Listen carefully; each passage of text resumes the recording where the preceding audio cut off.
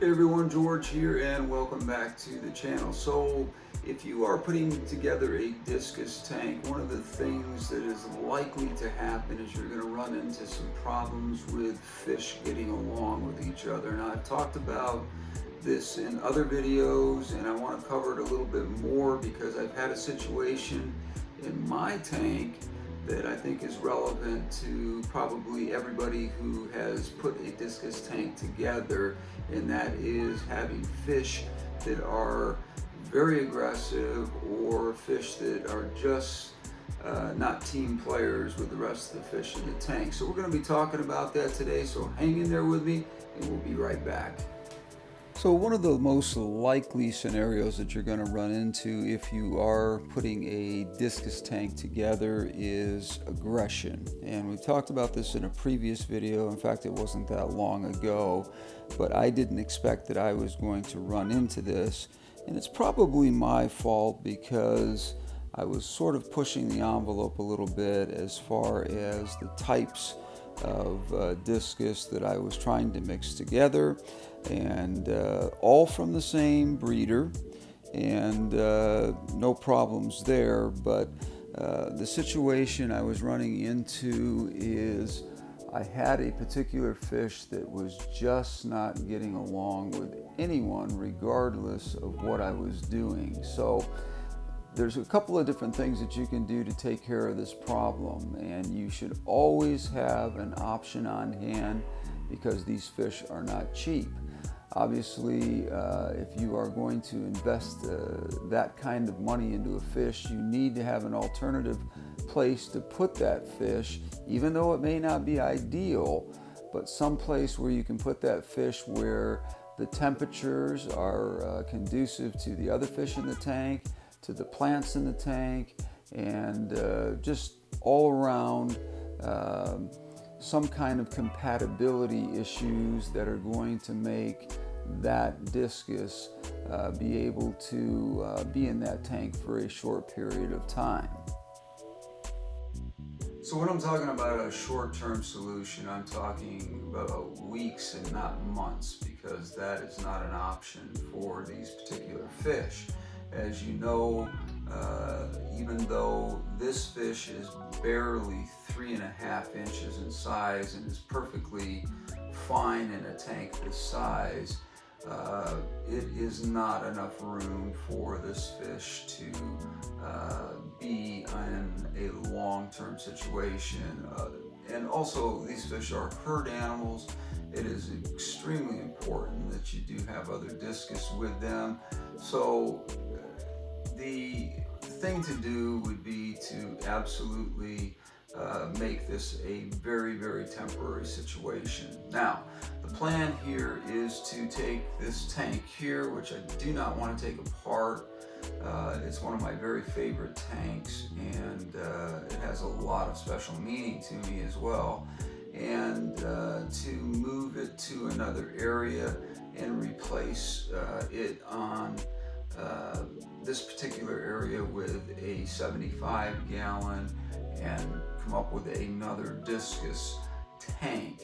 And what I hope to be able to do is something a little bit different than the biotype, that was not what I meant to say, the biotope type situation that I have in my tank down in my family room that has the new discus in it, and have something that's a little bit more clean and easy to deal with, and that would be a tank that basically has sand and gravel that's light in color so that the fish do not try to camouflage themselves, have some simple rock formations and some nice pieces of wood which we can glue some Nubius to, some Bucephalandra, or any of those kind of plants, and just not have a ton of plants in the tank. You're doing a lot of water changes anyway, so the plants are not really going to be offering up as much help with oxygenation and all that. in the first place, so I'm not worried about that. And then the thought is to have an area cordoned off in the back of the new tank that's going to be here, where our rocks will divide that area out, and we'll be able to plant some substrate in there with a covering of the sand, but have a substrate where we can put some root planted plants in there, such as some swords. There's just all kinds of different things that I have ideas about, and just make it very simple and very, very available for the fish to have a lot of room to swim, which is important for these fish in the first place. So that is the strategy for dealing with this. So that's going to be something that we're going to start right away. I will quick cycle that tank by using a filter system that is already well established, so that I can cycle that tank within a few days and be able to move a new group of discus, which I've already got worked out with my friend who is a breeder, and have those fish able to be in this tank. We're thinking maybe 7 fish in total, and I think that will be just a beautiful, beautiful tank, and something that, to be honest with you, where I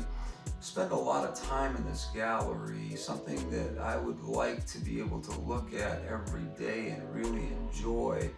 I don't spend a lot of time around the other tank. I do at the end of my day, but you know, for 8 to 10 hours a day, I am living in this area of my home, and this gallery is really just a place for me to have a comfortable surrounding where I really, really enjoy what's going on. So we're going to make something very special out of this new tank that's going to go in here, and we will video that as we put it together. That should be a lot of fun, and you know, a scape that is not traditional for me. As you know, if you follow my channel, I do scapes that are very different than that. I'm typically heavy on plants and dark substrates and that sort of thing, and so this is going to be a departure from that sort of thing. But anyways, to make this video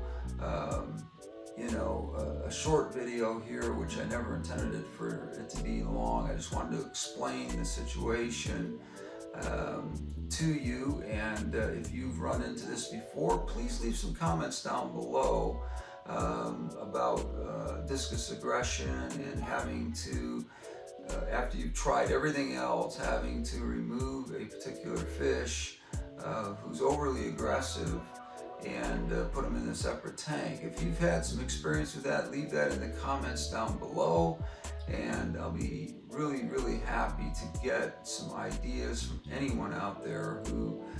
is able to share their experiences with me and give me some ideas about the best way to deal with this if I ever deal with it or run into it again. And also for my viewers, if they are dealing with something like this or thinking about putting a discus tank together, and this can always be a possibility that you run into it, because we talked about this long before I ever put my discus tank together. We talked about aggression and how that was a concern for me, and I knew there was a possibility that it could happen. So anyways, hit that like button, hit the subscribe button, and do share with your friends. Also up at the top here, hit that bell so that you know of any new videos that I might have coming out in the future, and you'll be one of the first to be aware of those videos that are coming out. So thank you for joining me today. I'm sorry this was a short video, but it was something I thought was very important to talk about, and I wanted to make sure that before I set up this other new tank, that I'm getting some good input from you guys as to things before I do this next scape, that if you have any ideas on what I could do better or suggestions about discus aggression that I haven't thought of, and I've read a ton about this stuff and I feel like I've got a pretty good handle on it, but there's always things that people have experienced that aren't in the textbooks about, you know, discus, and so I want to know all of these little things, so make sure you do leave those comments down below. Again, thank you for joining me. We are done for today, but lots of fun stuff coming up, so I hope that you will again hit that bell up there and watch for any new videos that I have coming out, because there's a lot of fun stuff that we're going to be doing over the next weeks and months. Thank you for joining me, and we will see you on the next one. Until then, we're out of here.